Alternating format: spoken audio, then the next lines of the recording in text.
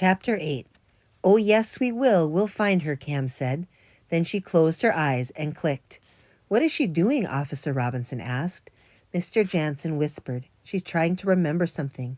Cam clicked again. Then she opened her eyes and said, "She was wearing a long raincoat, but it didn't reach all the way down.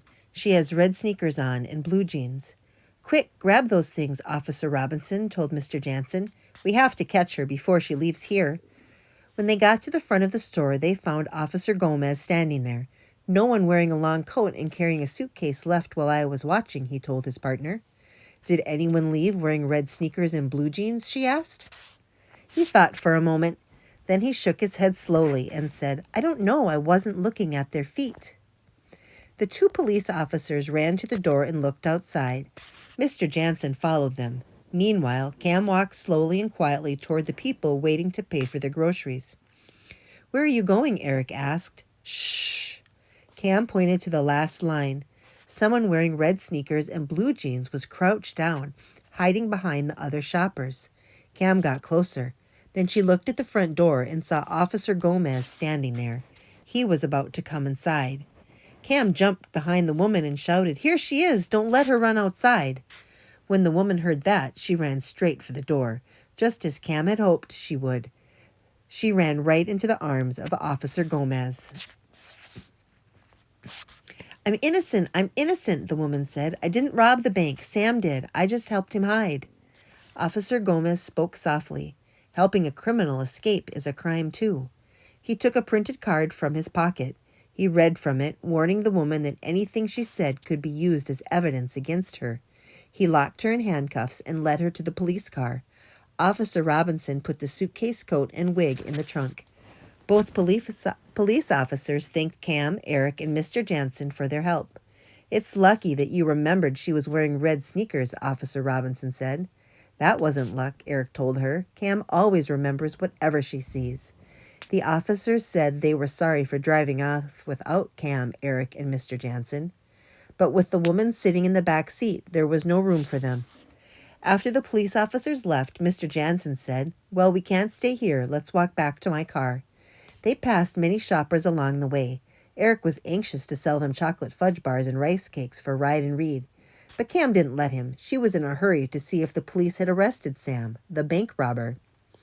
When they reached Mr. Jansen's car, they saw a few police cars parked in front of the yellow house. "We'll watch from here," Mr. Jansen said. "The police don't need our help, and it might be dangerous to get too close." They saw the man who had been hiding in the yellow house come outside with his hands raised. He was followed by two police officers. The man was locked in handcuffs and led to a police car. Then, one after another, the police cars turned around and drove off. The last police car stopped by Cam, Eric, and Mr. Jansen. A tall officer with a gold braid on the shoulder of his jacket got out of the car. He came over to Mr. Jansen and introduced himself. "I'm Captain Gardner. Are you the one who found the thief?" Mr. Jansen shook his head and said, "No, it was my daughter, Jennifer, and her friend Eric." "Well," Captain Gardner said as he shook Cam's hand and then Eric's hand, "on behalf of the people of this city, I thank both of you. I'm sure the local newspaper and TV reporters will want to know that two young children helped us find a dangerous criminal."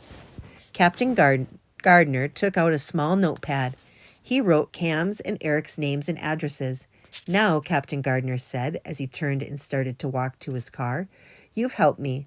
If at any time I can help you, please let me know." "Wait," Eric called out. "You can help me now. We're selling chocolate fudge bars and rice cakes to raise money for Ride and Read. We bring homebound elderly to our local library." Captain Gardner bought 2 rice cakes from Cam and Eric and told them, "Now follow me and I'll help you raise a lot more money for Ride and Read." At the police station, Captain Gardner announced that Cam and Eric were raising money for charity. Many of the officers were eating lunch. Eric sold them chocolate bars and rice cakes for dessert. Cam entertained the police officers by doing memory tricks. Cam looked at all the officers gathered around Eric. She closed her eyes and said, "Click." "Officer Adams has red hair," Cam said, "and his necktie is crooked. Officer Lopez has 3 rings on his left hand." "Maybe she's peeking," one of the officers said. "Maybe her eyes are not closed all the way." Cam turned around and went on. Officer Davis has a drop of mustard on her collar. She's amazing, Officer Davis said. Mr. Jansen smiled and said, yes, she is, and she's my daughter.